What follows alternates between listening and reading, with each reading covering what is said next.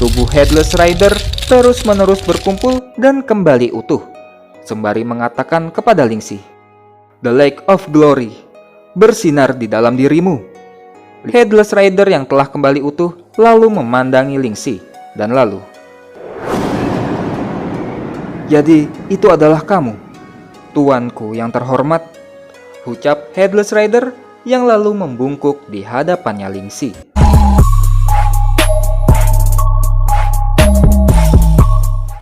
Lingxi yang sangat terkejut mengetahui The Headless Rider mengakui dirinya sebagai tuannya.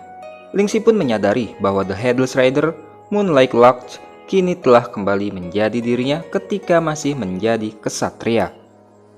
"Mengambil bentuk menjadi kesatria, apa sekarang kau adalah tuannya?"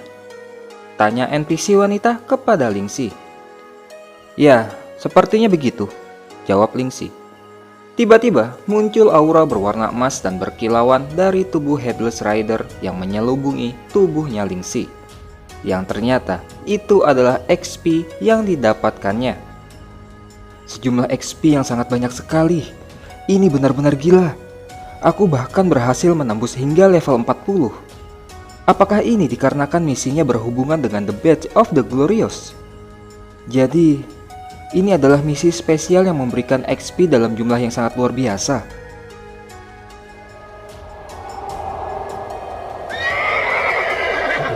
Image-nya sebagai kesatria telah menghilang.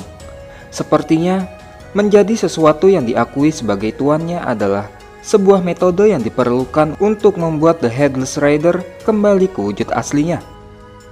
"Tuanku yang terhormat, aku perlu menemukan kepalaku," pinta The Headless Rider kepada Lingxi. Sontak Lingxi pun terkejut bahwa ternyata The Headless Rider mampu berbicara, dan dirinya merasa bahwa mengalahkannya adalah pemicu hal tersebut. "Berkah yang Anda berikan padaku di masa lalu telah terkubur bersama dengan kepalaku, dan telah lama terlupakan tersapu oleh waktu. Tetapi kepalaku telah dicuri oleh seseorang yang memiliki niat buruk dan menyembunyikannya di teritorial lain." Lantas Lingxi pun sangat terkejut mendengar informasi tersebut. Disembunyikan di teritorial lain, hal itu berarti sama saja berada di map lain. Dan pantas saja si penyihir mengatakan bahwa tidak ada hal seperti itu. Itu karena kepalanya memang tidak berada dimanapun di map Moonlight City. The Headless Rider lalu mengkonfirmasi hal tersebut. Memang kepalanya tidaklah berada di Moonlight City, dan juga dia menceritakan bahwa sebelum bertemu dengan Lingxi, dikarenakan kehilangan kepalanya, dirinya juga kehilangan akal sehatnya. Dirinya telah membunuh tanpa pandang bulu dikarenakan kegilaannya atas kehilangan kepalanya. Menilai keadaan saat ini, yang mana wali kota mengklaim bahwa dirinya mengetahui di mana keberadaan kepalanya hanyalah kebohongan. "Aku mengerti. Jadi seharusnya ini adalah kelemahannya The Headless Rider." Wali kota mempelajarinya dari si penyihir, dan kemungkinan hal itulah yang digunakan wali kota untuk membuat kesepakatan dengan The Headless Rider.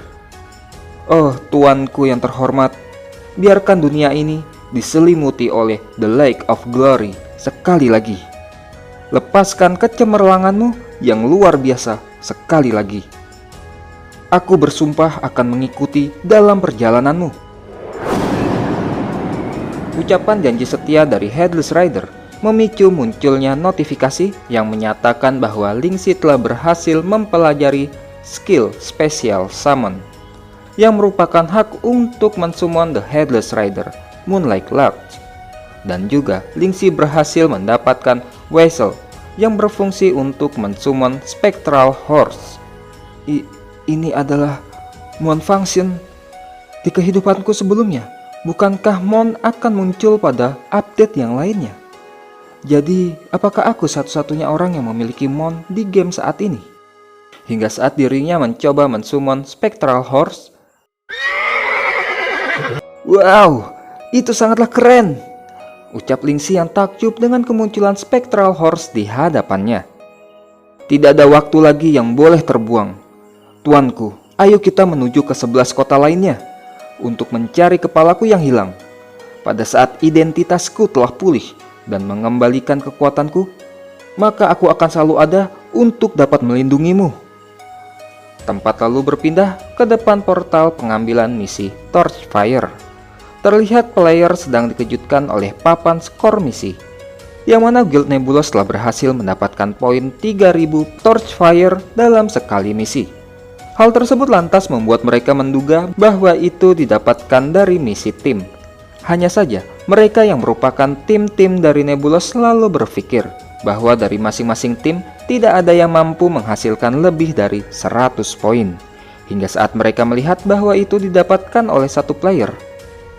Sontak mereka semakin terkejut, karena jika misi tersebut merupakan tingkat kesulitan yang paling tinggi, maka tak mungkin akan dapat diselesaikan dengan misi solo. Tiba-tiba mereka dikejutkan dengan kemunculan seseorang dari dalam portal. Sial, itu sangatlah keren! Yang ternyata itu adalah Lingxi yang baru saja keluar dari portal dengan menunggangi Spectral Horse. Ke 11 kota yang lainnya, aku mengingat bahwa ada jalan utama yang mengarah ke semuanya. Dikarenakan aku tak memiliki ide dari mana aku harus memulainya, maka aku hanya akan mencarinya satu persatu. Sepanjang perjalanan, aku juga dapat mengambil misi solo untuk mendapatkan beberapa Torchfire untuk Nebulos. Namun, sebaik mungkin juga harus menjaga untuk tetap selalu low profile. 11 kota, aku datang. Dan Lingxi pun lalu pergi menuju ke 11 kota lainnya, dengan meninggalkan orang-orang di sekitar portal yang masih tidak percaya dengan penampilan Lingxi dengan tunggangannya. Pada hari-hari berikutnya, Lingxi mencari kepala Headless Rider sembari mengambil misi tersulit di berbagai kota di sepanjang perjalanannya. Hari-hari tersebut juga merupakan hari di mana si legendaris Lingxi dilahirkan. Para player pun mulai berspekulasi bahwa hal yang muncul setelah diluncurkannya kota ke-12 itu adalah seorang player ataukah seorang NPC. Dia menunggangi Spectral Warhorse yang juga disertai dengan sosok ksatria yang menakutkan. Tetapi pergerakannya masihlah diselimuti oleh misteri. Ada beberapa akun player yang mencoba memata-matainya dari kejauhan. Dan hanya dalam waktu sedetik, Lingxi pun lalu langsung menghilang. Hal itu berlangsung hingga pada akhirnya Lingxi menemukan kepala The Headless Rider di kota ke-9.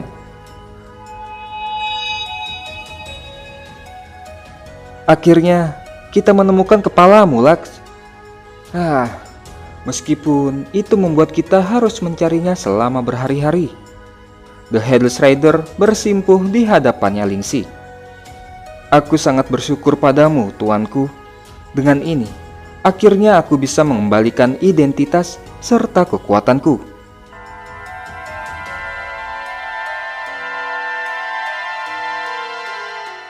Lalu muncul notifikasi yang menyatakan bahwa The Headless Rider telah memperoleh kembali kepalanya. Dirinya juga dapat memulihkan kembali identitasnya sebagai Moonlight Lodge, serta memperoleh kembali kekuatan besarnya. Dan muncul notifikasi misi update. The Guardian Moonlight Lodge telah kembali. Selamat karena telah memulihkan identitasnya Lodge. Kamu sekarang selangkah lebih dekat menuju status The Glorious One. Kamu dapat mensummon Powerful Guardian Moonlight Lodge. Hadiah dari The Badge of the Glorious benar-benar sangat luar biasa. Aku penasaran, kedepannya hadiahnya pasti akan lebih gila lagi, pikir Lingxi. Yang lalu muncul notifikasi yang menyatakan bahwa Spectral Horse sekarang menjadi mon permanennya Lingxi. Dan lalu meminta Lingxi untuk terus mencari petunjuk menemukan para guardian dari masa lalu. The Path of Glorious terus berlanjut. Progres keseluruhan dari Badge of Glorious adalah 20%. Dan Lingxi kini berada paling depan dari kedua kandidat lainnya. Akhirnya aku mulai mengerti mengapa ada beberapa player di kehidupanku sebelumnya yang kekuatannya sangat tak terbayangkan. Mungkin mereka sama dengan diriku yang saat ini juga mendapatkan kesempatan untuk menerima misi yang luar biasa. Aku harus mengingatnya bahwa aku adalah salah satu dari 3 orang yang terpilih. Keberhasilan Lingxi dalam misinya yang juga membuatnya menjadi orang pertama yang mendapatkan Mon, lalu memicu sebuah pemberitahuan global yang mengumumkan keberhasilannya, yang juga menyampaikan bahwa fitur Mon akan diluncurkan pada update selanjutnya bersamaan dengan diluncurkannya papan peringkat Mon. Dan setelah update tersebut, para player lain pun diminta untuk dapat terus maju dan mencari Mon mereka sendiri. Singkat cerita, kini dengan game yang sedang dalam tahap pembaharuan, Lingxi memanfaatkan kesempatan tersebut untuk dapat menghadiri sekolahnya dengan baik. Namun, di jam-jam sekolah masih berlangsung, Lingxi yang berada di kelas sembari memandangi burung terbang di luar dengan bebasnya. Hal itu pun membuat Lingxi tak sabar untuk pulang dan menikmati makan malam yang dimasak oleh Pak Tua. Di dalam ruangan kelas Lingxi masih ada Tangke beserta teman-temannya yang mana mereka masihlah memiliki dendam pada Lingxi dan sangat ingin membalasnya. Hingga pada akhirnya, Tangke lalu mengatakan bahwa dirinya ternyata telah meminta saudara sepupunya untuk datang ke sekolahan. Dan sepupunya itu adalah seorang Uweken. Dia juga adalah orang yang menangani distrik tempat mereka berada. Aku telah memberitahukannya lewat telepon.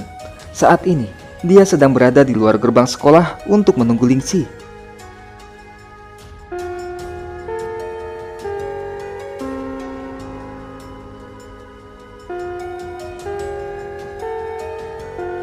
Singkat cerita, bel tanda berakhirnya sekolah hari ini berbunyi, dan Lingxi pun mulai berkemas-kemas untuk segera pulang. Namun, terlihat Bu Guru berjalan menghampiri Lingxi dan lalu menyampaikan padanya bahwa pihak sekolah akan mengadakan pertandingan olahraga menghadapi beberapa sekolah lainnya. Bu Guru mengatakan bahwa masih kekurangan satu orang pria lagi untuk mengikutinya. Jadi dirinya lalu meminta Lingxi untuk dapat ikut serta dalam pertandingan olahraga tersebut. Lingxi yang di kehidupan sebelumnya tak pernah terlibat apapun dalam kegiatan sekolah. Baiklah, masukkan saja namaku ke daftar pemain, jawab Lingxi yang meskipun dirinya tidak pernah mengikuti hal tersebut, namun dirinya yakin bahwa di kehidupan ini dirinya akan baik-baik saja. Dan Lingxi pun lalu pamit dan meninggalkan kelas. Untuk beberapa alasan, aku merasa sedikit gugup. Ini adalah pertama kalinya keikutsertaanku dalam kegiatan sekolah. Tetapi, sebisa mungkin aku harus menjaga untuk selalu low profile. Aku hanya harus menahan diri dalam menggunakan kekuatanku sebagai Uweken hingga saatnya tiba. Jadi lebih baik bagiku untuk dapat menghindari masalah yang tak berguna. Di depan sekolah sedang terjadi keramaian. Lingxi yang melihat hal tersebut lalu hanya bisa bertanya-tanya pada dirinya sendiri mengenai apa yang sedang terjadi. Hingga tiba-tiba, "Saudara sepupu, itu dia! Bocah berambut putih itu adalah Lingxi," ucap Tangke kepada sepupunya. "Jadi, kamu adalah Lingxi?" "Itu dia. Dia telah menghalangi jalanku berulang kali." "Baiklah kalau begitu. Aku yakin bahwa tak akan ada lagi siapapun di sekolah ini yang berani melawanmu." Kedatangan sepupunya Tangke untuk memberi pelajaran pada Lingxi lantas membuat semua murid berpikir bahwa riwayat Lingxi telah berakhir. Hal itu dikarenakan sepupunya Tangke dikenal sebagai orang yang menangani distrik. Maka mereka memastikan bahwa Lingxi tidak dapat berbuat apapun untuk menghadapinya. Bahkan, petugas penjaga sekolah hanya mampu menyuruh Lingxi untuk segera kembali ke dalam sekolah dan keluar lewat belakang. "Tutup mulutmu dan menyingkirlah dari hadapanku," ucap sepupunya Tangke kepada si penjaga sekolah. Penjaga sekolah yang lalu hanya ketakutan. Lingxi pun berkata, "Terima kasih, tapi aku yakin bahwa aku akan baik-baik saja." "Kau cukup percaya diri. Bocah berambut putih, kemarilah. Ayo kita berbicara." "Apa-apaan ini? Semua yang aku inginkan hanyalah untuk tetap low profile dan menikmati kehidupan sekolah yang damai. Kenapa selalu ada orang-orang seperti ini yang selalu membuat kekacauan? Terutama di saat sedang ada banyak orang di sekitar seperti saat ini." "Lingxi, dia adalah sepupuku." Orang-orang memanggilnya dengan sebutan Big Is. Tidak hanya dia seorang Uweken, melainkan dia juga yang memegang kendali atas distrik. Jadi, dia adalah seorang Waken. Berapa awakening rate-mu? Apa kau pernah menilainya secara resmi? Tanya Lingxi yang sontak membuat Tangke dan sepupunya terkejut. Menarik. Anak kurang ajar. Apa yang kau tanyakan padaku? Hei sepupu, itu baik-baik saja jika kamu hanya sekedar membuatnya takut. Aku tak mau hal ini menjadi semakin berantakan. Ucap Tangke mencoba menghentikan amarah sepupunya. Apa kau mencoba mengajariku mengenai apa yang harus dilakukan? Bukan begitu. Aku hanya mencoba agar kamu terhindar dari masalah. Tambah Tangke. Masalah? Hal apa yang bisa menakutiku di seluruh distrik ini? Lingxi sialan, kenapa kau membuatnya sampai seperti ini? Hal itu dikarenakan awakening rate sepupuku tidaklah sesuai. Jadi dia tidak pernah mengikuti penilaian secara resmi. Lingxi benar-benar akan dipukuli sampai mati olehnya, pikir Tangke. Rambut putih, kemarilah sebentar, ucap sepupu Tangke sembari akan menangkap Lingxi. Apa kau benar-benar yakin? Jawab Lingxi yang lalu. Lingxi pun mampu menghindar dengan mudah sembari menangkap lengan Big Is. Big Is lalu sangat terkejut dengan apa yang terjadi. Apa-apaan dengan pria ini? Benar-benar kekuatan yang besar sekali. Ini adalah kekuatan yang luar biasa yang tak dapat aku hadapi, pikir Big Is yang telah menyadari kekuatannya Lingxi. Di saat orang-orang di tempat tersebut masih terkejut melihat Big Is tak mampu menghadapi Lingxi, tiba-tiba datang sebuah mobil di depan sekolah. Hei, lama tidak jumpa, ucap orang yang baru datang itu, yang ternyata dia adalah Silver Viper, yang juga merupakan bos dari distrik timur. Sontak kedatangan Silver Viper membuat semua murid semakin terkejut. Ya, sudah cukup lama ya, jawab Lingxi sembari melepas tangannya Big Is. Aku sedang ada bisnis di sekitar sini. Aku tak mengira akan bertemu denganmu di sini, saudara Lingxi. Bos Silver Viper, ucap Big Is yang baru tersadar bahwa yang datang adalah bosnya. Silver Viper itu merupakan bos dari bosnya Big Is. Jadi dirinya pun sangat terheran-heran mengenai bagaimana bisa Lingxi mengenal bos Silver Viper. Silver Viper lalu menanyakan apakah Lingxi memiliki waktu luang, dikarenakan dirinya ingin mengajaknya makan malam bersama. Lingxi yang menjawab bahwa dirinya menolak ajakan tersebut dikarenakan dirinya harus segera pulang. Tiba-tiba datanglah sebuah kendaraan militer di depan sekolah, yang juga lalu membuat semua murid kembali terheran-heran mengenai apa yang dilakukan militer di tempat itu. Apa-apaan yang sedang terjadi pada hari ini? Mengapa orang-orang penting bermunculan sekaligus di tempat ini? Tidak bisakah mereka membiarkan petugas penjaga sepertiku melakukan pekerjaanku dengan damai? Ucap petugas penjaga dengan panik. Tuan Lingxi, Jenderal mengharapkan kehadiran Anda. Kumohon, ikutlah dengan kami. Ucap petugas militer mengundang Lingxi. Sepertinya aku tak mendapatkan kesempatan untuk mengajakmu makan daging hari ini, keluh Silver Viper. Lingxi yang segera menghampiri orang militer itu. Dirinya pun berpikir bahwa pasti ada suatu hal yang mendesak sehingga membuat jenderal mengirim seseorang untuk menjemputnya. Jadi dirinya pun tak bisa menolak panggilan tersebut. Penjahat, orang-orang bawah tanah, dan juga militer. Apa mereka semua kesini hanya untuk menemui dia? Tanya Tangke yang sangatlah merasa heran. Silver Viper lalu menjawab, Saudara Lingxi adalah pria yang sangat sibuk. Dengan kemampuannya, aku tidaklah terkejut sedikit pun jika ternyata dia telah terikat dengan militer.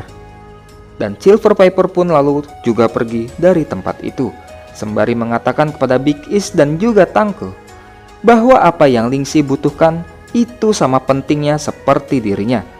Jadi dirinya meminta Big Is dan Tangke untuk bisa melayani Lingxi sebaik mungkin. Dan mereka berdua pun lalu hanya bisa menuruti perintahnya Silver Viper. Di dalam mobil militer, apa yang terjadi? Kenapa tiba-tiba memanggilku? Ini sangat darurat, dan perintah datang langsung dari jenderal. Sebuah organisasi pemberontak yang terdiri dari orang-orang berawaken telah muncul. Dari mereka, beberapa memiliki kekuatan yang sangat luar biasa. Jenderal menginginkanmu untuk menghancurkan organisasi tersebut malam ini. Dan datangnya perintah dari militer yang juga merupakan misi pertamanya di dunia nyata pun akan segera dimulai.